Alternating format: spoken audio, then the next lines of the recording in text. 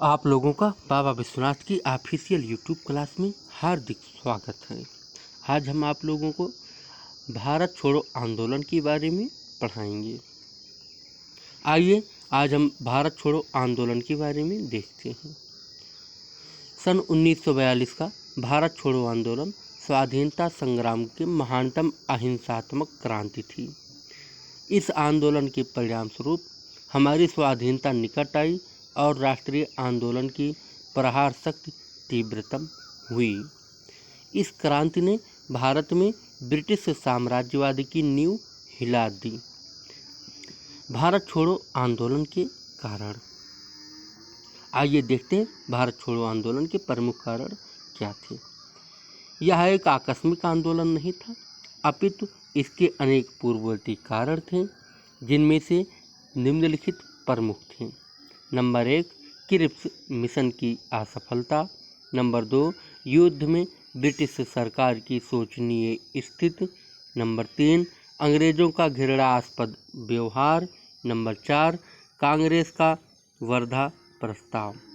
Number 5, Gandhi ji की विचारधारा में परिवर्तन। कांग्रेस का भारत छोड़ो प्रस्ताव। 7 अगस्त 1942 को बम्बई में कांग्रेस का अधिवेशन आरंभ हुआ तथा 8 अगस्त को भारत छोड़ो प्रस्ताव पारित किया गया।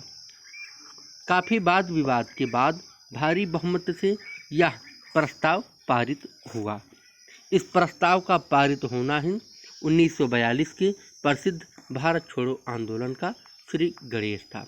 अर्थात भारत छोड़ो आंदोलन 8 अगस्त 1942 को प्रारंभ हुआ ऐसा माना जाता है। प्रस्ताव में कहा गया था कि भारत में ब्रिटिश शासन का शीघ्र अंत होना चाहिए। कांग्रेस यह नहीं चाहती कि मलाया, सिंगापुर तथा बर्मा पर जो बीती वह भारत पर भी बीती। इसलिए वह चाहती है कि आक्रमण के विरुद्ध प्रतिरोध की शक्ति का संगठन किया जाए। यदि ब्रिटिश सरकार स्वतंत्रता की मांग को स्वीकार न करे तो अहिंसात्मक प्रणाली से अधिक विशाल पैमाने पर ऐसे आंदोलन प्रारंभ किए जाएं जो अंत में भारत की स्वतंत्रता प्राप्ति के पश्चात ही दम लें। और महात्मा गांधी को आंदोलन का संचालक बनाया गया। क्रांति का विस्फोट और दमन। यह संघर्ष करो या मरो का संघर्ष होगा, अर्थात एक नारा दिया गया, करो या मरो का। यह स्वाधीनता का अंतिम आंदोलन होगा। यह खुला तथा अहिंसात्मक आंदोलन होगा। यद्यपि यह आंदोलन तुरंत ही प्रारंभ नहीं होना था। प्रस्ताव में कहा गया था कि गांधी जी वायसराय से समझौता वार्ता करेंगे और उसके बाद ही कोई कार्यवाही की जाएगी, किंतु 9 अगस्त को ही सरकार ने कांग्रेस कार्यकारिणी के सदस्यों को गिरफ्तार कर लिया। नेताओं की गिरफ्तारी से जनता नेतृत्व विहीन हो गई। जनता में सरकार की नीति के विरुद्ध जुलूसों, सभाओं और हड़तालों का आयोजन किया गया। शासन ने उन्हें कुचला और गोलियां चलाई, आंसू गैस का प्रयोग किया। इससे जनता की भावनाएं उबल पड़ी और फिर तो जनता और पुलिस, भीड़ और फौज में खुली लड़ाई छिड़ गई। इस क्रांति का नेतृत्व युवकों ने संभाला तथा मजदूरों ने भी भरपूर सहयोग दिया।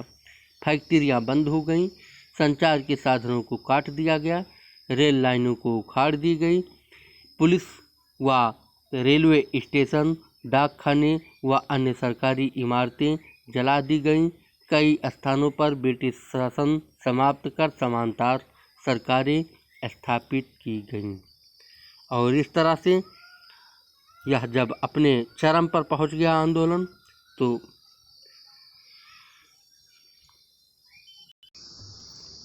अचानक से इस आंदोलन को, यह आंदोलन अहिंसात्मक के स्थान पर हिंसात्मक हो गया था, इसलिए स्थगित कर दिया गया। आइए देखते हैं क्रांति का परिणाम और महत्व क्या था। भारत छोड़ो आंदोलन की आलोचनाएं कई आधारों पर की जाती हैं। यह कहा जाता है कि आंदोलन असफल रहा और अहिंसा का त्याग कर दिया गया। साम्यवादी दल और मुस्लिम लीग इससे दूर रहे और इन आलोचनाओं के बावजूद भी यह आंदोलन ये भारतीय स्वतंत्रता संग्राम का आंदोलन था। यह सच्चे अर्थों में स्वचालित जन आंदोलन था। यद्यपि आंदोलन को कुचल दिया गया, किंतु 1947 की स्वतंत्रता प्राप्ति में इसका महत्तम योगदान रहा है। डॉक्टर सुभाष कश्यप के अनुसार 1942 का भारत छोड़ो आंदोलन सचमुच 1857 की असफल क्रांति के बाद भारत में अंग्रेजों राज्य की समाप्ति के लिए किया गया सबसे बड़ा प्रयास था।